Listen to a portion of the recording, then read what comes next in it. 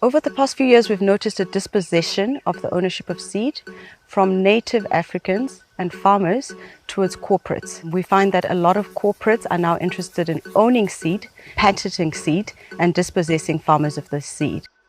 The multinationals have actually been pushing this agenda, and every African country is basically facing the same challenges. The multinationals taking over the seed industries.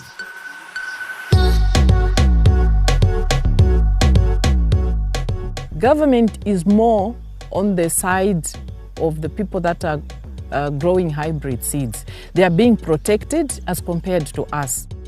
What we are realizing is, eventually, they want all of us to do away with the indigenous seed and concentrate on the hybrid.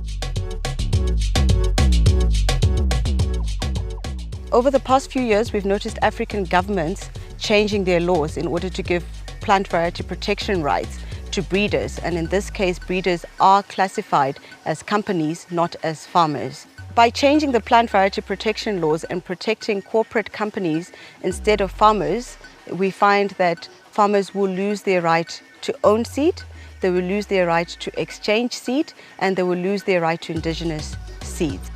Internationally, there are countries in which farmers have been criminalized for just distributing their own seed.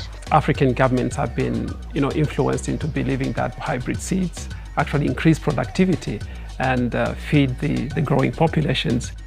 Unfortunately for our research institutions, government has not been able to give them enough resources to carry out their own research and development in the seed sector. The multinationals have seen that opportunity and funding a lot of the research that is being done under these public institutions. And so you find even their output really is not what is good for the public. If you go to any village, even the most remote village in Kenya, you'll find an agrovet.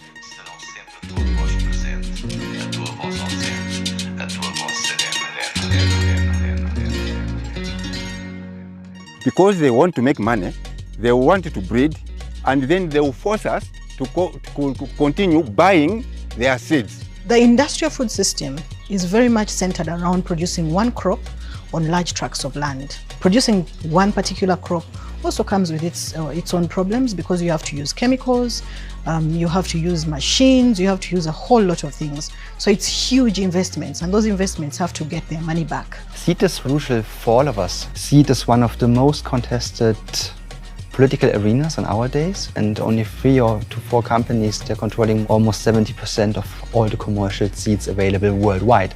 So this gives them a massive power. So you push the farmers out of the system so that you own the seed sector, so that you own the food sector, and so that you own the entire agricultural system.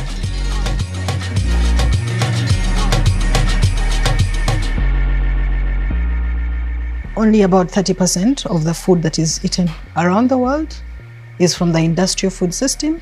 Almost all the food that we eat is still planted by smallholder farmers, who, by the way, plant on less than 4 or 5 acres. So indigenous seed is seed that has been bred, adapted, selected by farmers within that geographical location for millennia of years, and is indigenous to that specific geographical location. Our interest is to revamp the old seeds which are almost put into extinct to come back to life. This is already planted. We have planted 3 types of crops in here. There are a number of reasons why we feel we should go back to indigenous seeds. It needs no breeding. We don't have to go to buy all the time. The nature breeds it. So all we do is just select the good ones, then we go on planting. Indigenous seed is better because it adapts to different climatic conditions.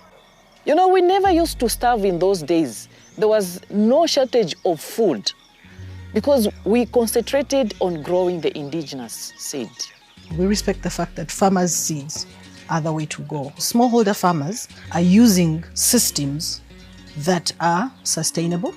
They are using systems that are within context. They are cheap and everybody understands them. They really base on smallholder knowledge. We want government to come up with deliberate policies that are going to support indigenous seed Once that is done, there will be food security in the country. We have seen a growing narrative and discourse around farmer-managed seed systems being seen as inferior and not ideal to feed a growing population. This is not true. The problem across the world now is not a problem of not enough food, but a problem of access to food. People across the globe have a right to their sovereignty. This applies to seed sovereignty, this applies to food sovereignty.